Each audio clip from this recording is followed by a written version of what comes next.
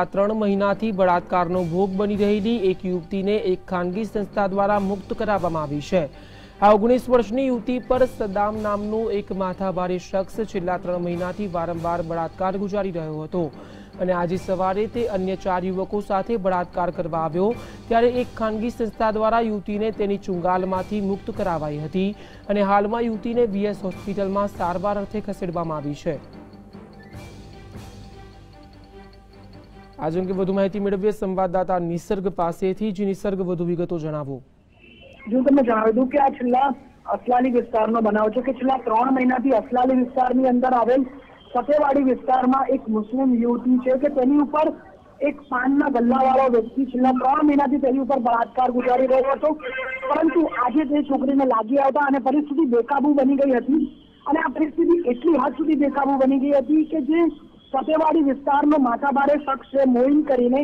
તે પાનનો ગલ્લો પણ ચલાવે છે અને તેણે તેના સાગરીતો એટલે તેના મિત્રો સાથે આ યુવતી પર બળાત્કાર કરવાનો પ્રયાસ કર્યો હતો અને ત્યારબાદ એક ખાનગી એનજીઓને આ સમગ્ર ઘટનાની જાણ થઈ હતી અને આ ખાનગી એનજીઓએ આ યુવતીને આ માથાભારે શખ્સના ચુંગાલમાંથી છોડાવી હતી અને આ સમગ્ર મામલે અસલાલી પોલીસ જાણે કે મૌન સેવી રહી હોય તેવું લાગી રહ્યું છે। અસલાલી પોલીસ સ્ટેશનના પીએસઆઈ હજુ સુધી કોઈ ફરિયાદ નોંધવાની તજવીજ પણ હાથ નથી ધરી, માત્ર એક અરજી લઈને શાંતિથી બેસી રહ્યા હોય તેવું લાગી રહ્યું છે। जी નિસર્ગ, 3 મહિના સુધી આ યુવતી પર બળાત્કાર ગુજારવામાં આવ્યો તો શા માટે 3 મહિના સુધી આ યુવતી ચૂપ રહી? અગાઉ એના માતા પિતા સગાવાલા કે પોલીસને તેણે રજૂઆત કરી હતી? જી ચોક્કસથી તમને જણાવ્યું કે જે આ યુવતી છે તેને છેલ્લા 3 મહિનાથી આ યુવક તેની પર બળાત્કાર ગુજારી રહ્યો હતો। સૌપ્રથમ તો આ યુવતી મા બાપ વિનાની યુવતી છે અને તેના ભાઈ ભાભી સાથે રહે છે અને આ યુવતીનો આક્ષેપ છે કે તેના ભાઈ ભાભી પણ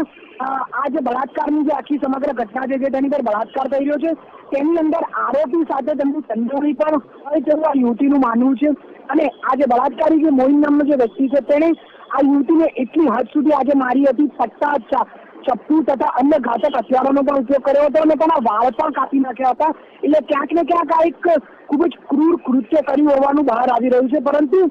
ક્યાંક ને ક્યાંક આમાં અસલાલી પોલીસે પોતાનો રોલ ભજવવો જોઈએ અને આ માથાભારે જે શખ્સ છે તેની પર અગાઉ પણ દારૂ, મારામારી, લૂંટ તથા જુગારના અનેક કેસો થઈ ચૂક્યા છે, તો શા માટે અસલાલી પોલીસ ચૂપ બેસીને રહી છે તે એક મોટો સવાલ ઉભો થઈને રહ્યો છે। જી નિસર્ગ, ધન્યવાદ માહિતી આપવા બદલ।